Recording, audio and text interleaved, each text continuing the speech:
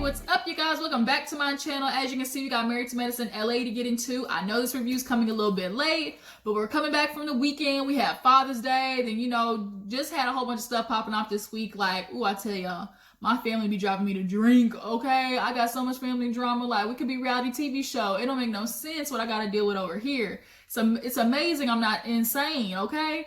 But, I get my little relief when I be watching these little TV shows and I come and talk to you guys about it, have my review and stuff like that. I hope y'all miss me because I missed you guys too. Like, I try to, interact with you guys down in the comments and stuff like that. But nonetheless, y'all see I'm here back with my hair pulled back in my little clip.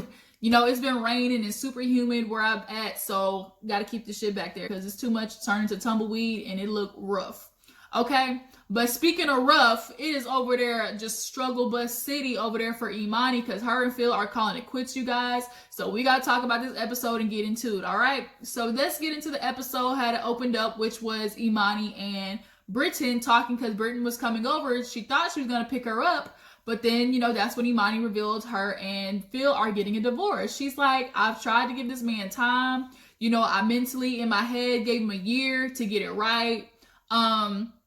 But it's clear that he does not want this anymore. She introduced the topic and was like, babe, like, I don't know if I can do this anymore. I think I want a divorce. And he just like yeah, okay, I think so too. Like, there was no fight. There was no nothing. Like, no, hey, we can go to counseling. Like, none of that.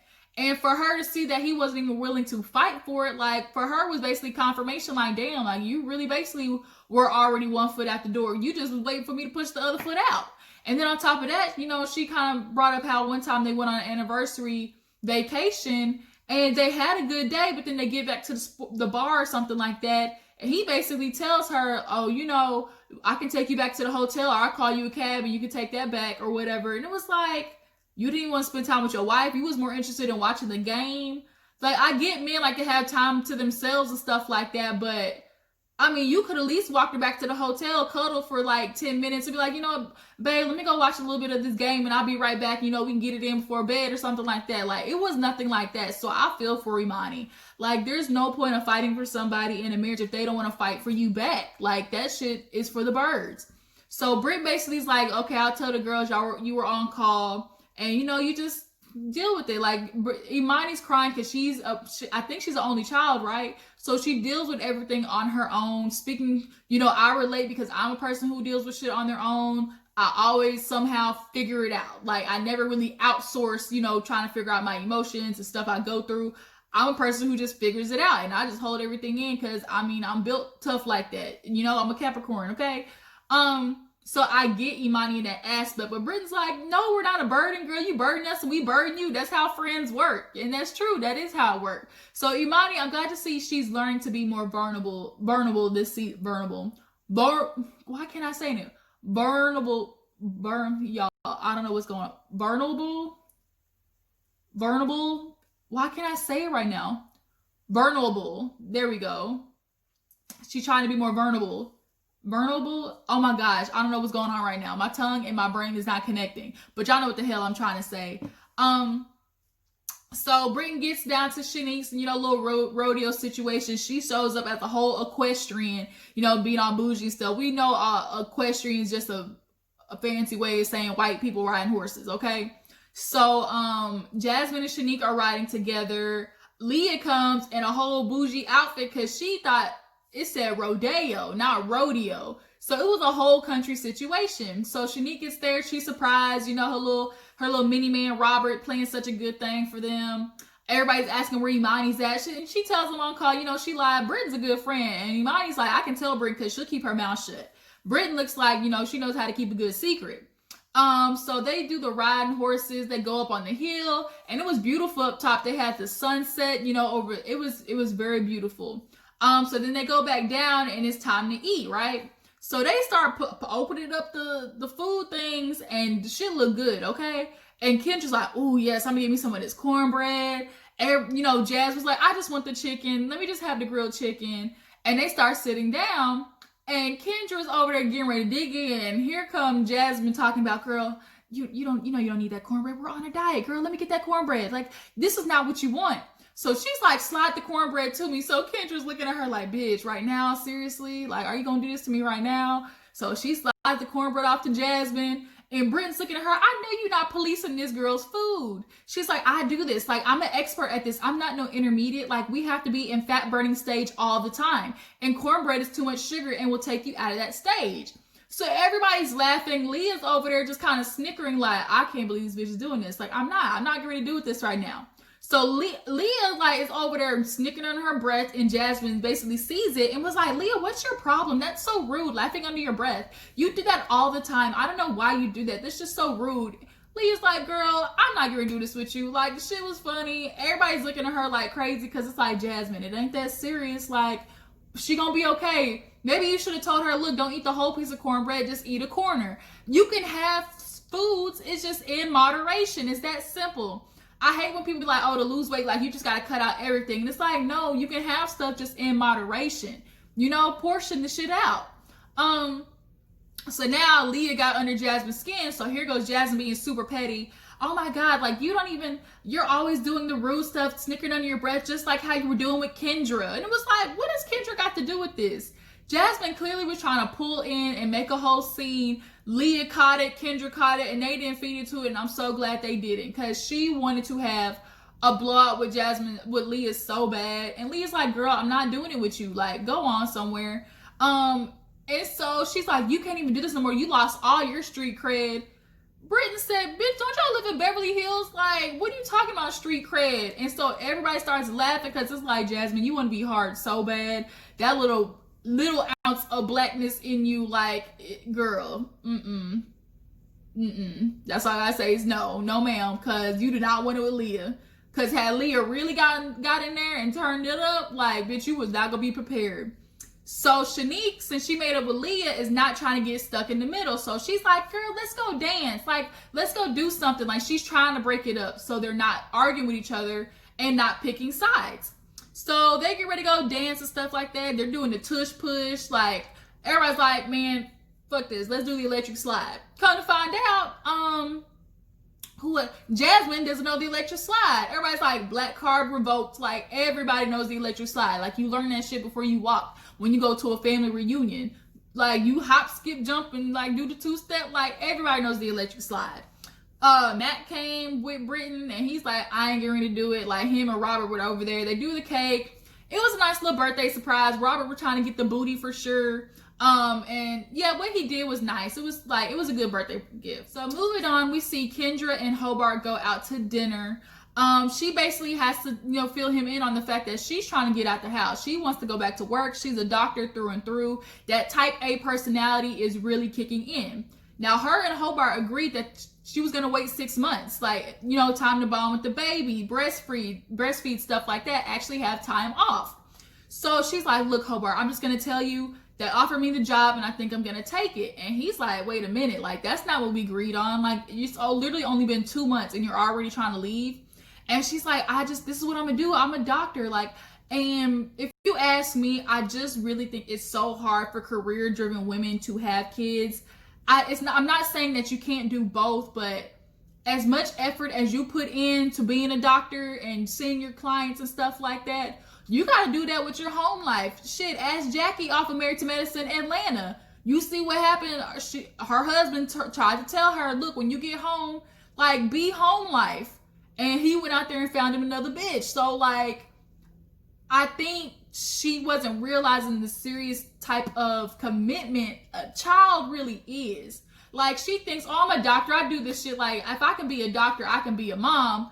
And it's not the same thing. Like, you got to build that connection with your child. And hopefully when she gets older, like, she doesn't continue to choose, like, her job over her family, because that's going to be a problem. And her kid's going to feel that, right? So Hobart's mad because he's like, I don't think you, because she wants to act confused, and he's like, I don't think you understand how, like, fortunate you are. There are a lot of women who don't have the opportunity to be able to stay home with their child for 6 months. Like, you have the ability to do that, and you're not taking it. And I think she's gonna regret it, honestly. And he's like, well, ask if you can do part-time. Honestly, Kendra, why do you have to do full-time? Like, you have to make this compromise because you promised Hobart. Like, that was something you did. Y'all talked about together. So for you to sit there and act like you're confused why he's upset, like, I'm not getting that, because y'all both sat down and agreed, okay, 6 months. And 6 months in the grand scheme of thing of what you do is not a lot of time. It really isn't. 6 months is going to fly by. But because she's so used to go, being a doctor, seeing so many patients, like, people who are just so have that career thing, it's so hard for them to actually enjoy sitting down and realizing how much you do need that. So they both lost their appetite, and she wouldn't be in the mood. And Hobart, it was kind of weird seeing Hobart with a little bit of bass in his voice. He's like, yeah, I ain't want it either. So then we see Imani talk to her mom. I really love the scenes with Imani and her mom. You can tell, as much as they have that mother-daughter relationship, they just have a very good intellectual relationship with each other. It might not be super emotional, but they can talk through stuff and get where each other are coming from. So basically she tells her mom about Phil, how they're splitting, getting a divorce, and the mom feels like, you need to tell Idris right away. And she's like, yeah, I'm just worried, Phil, because I didn't have a father. I don't want Phil to be out of Idris's life. I want him to come down, but he's telling me that he wants me to pack up his stuff and send his boxes to Oklahoma. Who? Nigga, no. I'm not packing your stuff up. If we are going to get into a divorce, and the way that it seems between them is they're still friendly with each other. They've kind of fell out of love. They're at the friend stage. They're still friends with each other. They're just not in love to the point where they want to be married. Like, nigga, bring your ass back and pack up these boxes. This is your stuff. Like, to me, that's such a coward move. Like, you're not putting up a fight. And I think he doesn't want to come back because Imani would want to put up a fight. But he got him another bitch out there in Oklahoma. I'm telling y'all, it is what it is. He is emotionally involved with somebody else in Oklahoma. Point blank, period. This freaking undershirt is killing me. Like, I don't know why it keeps trying to, like, come out. Like, leave me alone. Let me be great. Like, slide over. Okay. So she's like, yeah, the mom was like, okay, maybe you do it over FaceTime. She's like, no, I'm not going to do that. Like, that deserves a face-to-face conversation. He needs to talk to him. They need to talk to him together. So she's like, I just don't know if I'm going to tell my friends, because they've certainly had so much to say about me. And the mom is like, yeah, but you got to learn how to tell everybody in your life. And she's like, why would I want to tell them? They just been talking. She's like, yeah, they were talking, but they were right, weren't they? I said, that mama she threw that truth all up in Imani's face. Because regardless of them talking, like the mama said, them bitches, they was on something. They was right about something. So she's like, don't you got somewhere to go? I just like those little jabs that they take at each other. Like, it's just super funny. So she ends up having, Britton before the end. Britton ends up having a little date night with Mac. Finally, Shanique convinced her, like, to give her man some booty. Like, Britton, this is enough time for you to quit doing that. Your husband is too fine for you sitting there acting like you ain't got, like, special dick at home. Like, this is ridiculous. So they take the kids over to Robert and Shanique's house. And they go out, get them a little hotel. She walks him into the room. And she's like, follow the sway of the ass. He's like, yep, I'm going to go right behind you. The heart was set up and everything. Super cute. Now, she's like, sit right there. I'm getting ready to go change. And they made the time-lapse thing like she was up in there like 20, 30 minutes. I said, Brittany there trying to take a quick hoe bath, trying to get that last little shave in. She was trying to do everything. Because that outfit was too simple for her to be taking that long. But she was trying to make sure everything was fresh and ready. So she walks out with a whip. He's like, what we gonna do with that? She's like, don't be worried about that. He said, no, I'm worried about it, all right. So she sits down and they're kind of like vibing with each other. And you can tell they really need to get back to intimacy. Like, it's not oozing out of them the chemistry, that they have. Like, when you see Shanique and Robert, when they kiss each other or when they're talking, you can tell there's still like that ooze of, sex with each other, like that chemistry, and that isn't happening in that scene with Britton and Mac. You can tell the only time they have intimacy or chemistry is when they're initiating sex. So they kick out production, of course, having a good old night. And I guess Britton got it down, threw it back. Robert hit it up from the bike. I mean, I hope they did a whole bunch of smacking and flipping and rubbing it down, because Britain, if you don't, somebody else will. Like, girl, you are messing up. So finally we get to the end of the episode where Imani invites the girls over to help her with her book cover. Jasmine's still on Kendra's ass because she's like, you can't drink sangria. That's a lot of sugar. She said, bitch, I had a hard week. Don't do this with me right now. So they end up going over to sit down. Before Britain told Imani, like, you know, if you feel okay telling them, then you talk to them, okay? So then she's asking them, like, okay, I want y'all to vote on these, you know, book covers for me about my book. So they're like, well, tell us what the book is about so we can get the vibe. And Imani kind of tells them, you know, I've changed as a person and, you know, I want to be able to explain to people, you know, going through depression, having a hard time. And so like, okay, so she flips all three of the first covers over and the shit was ugly. That top was a hot, raggedy mess. Imani, you are too fine to be wearing a top like that, okay? That was not it. And all of them were kind of like, huh. And then she's like, I don't want y'all bitches here no more. Who told y'all to come? So then they flip over the second one, and it was like, yes, that's it with the black tube top, the necklace, like, Imani, that's the way you're supposed to go. That little bit of sex appeal, because that oozes off of you, girl. You are a fine woman, bald, no hair and all. So then Shanique is kind of like, well, girl, like, why don't you ask your husband, like, what is he feeling like? You know, because I always ask Robert for his opinion. And she's like, you know, I would ask Phil because he would just say, babe, whichever you want. And so she's like, okay, but she's like, you know, speaking of Phil, I kind of want to tell you guys some things. And she's like, I want to let you guys know that me and Phil are separated to be divorced. And Shanique and Jasmine wanted to sit there and act like, oh, really? And it's like, bitch, y'all already were talking about it. Y'all knew. But she's telling like, you know, we just grew apart. It's time for us to move on. I tried to give him the opportunity to fix it. And you can tell she has. And the fact that when she asked him, hey, when are you coming back? Like, he was just like brushing it off.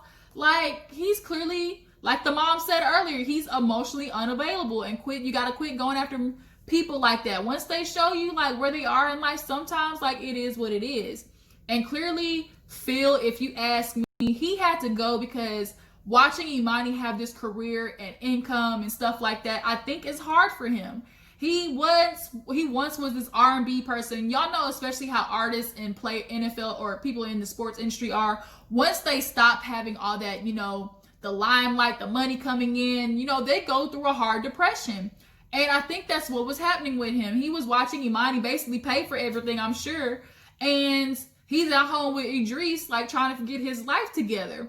And he went off to Oklahoma and figured out a plan for himself. And now that he's, I guess, figuring out who he is and got some idea of where he wants to go in life, he's back to feeling all big and bad about himself, if you ask me. And Imani was with you through the part where you were all down, Phil. Like, don't forget that. But it hits men a lot harder when they don't know where they're going in life. Because they're supposed to be the providers, the protectors, and Phil ain't the provider like Imani was. And I think that was hitting him hard. So he can't sit there and watch her go to almost like Insecure, like how Lawrence and Issa was. He's like, what was I doing? I was at home watching you go to work. Like, that sucked for me. And so I think Phil's out there figuring out himself, but he figured himself out all the way to a divorce because he don't want to fight for it. And I just felt so bad for Imani. But, you know, she finally tells the girls, and next week, I guess they're all going to go out somewhere or something like that. And Imani's going to get more into detail about what really, really has been going on, like, besides just a few recent months of him being in Oklahoma. So that'll be interesting. But that was the episode, you guys. Tell me what you thought about it. Are y'all glad to see Imani being a lot more vulnerable? Do you think that Britain and Mac, are they next? Will they make it? Do you think Britain is purposely punishing him for something that she's not telling us about? Like, what is it? But I appreciate you guys for tuning in. Make sure before you go, you like this video, subscribe to my channel, and I will talk to you tongue-tied. I'll talk to you hoes later. Okay, deuces.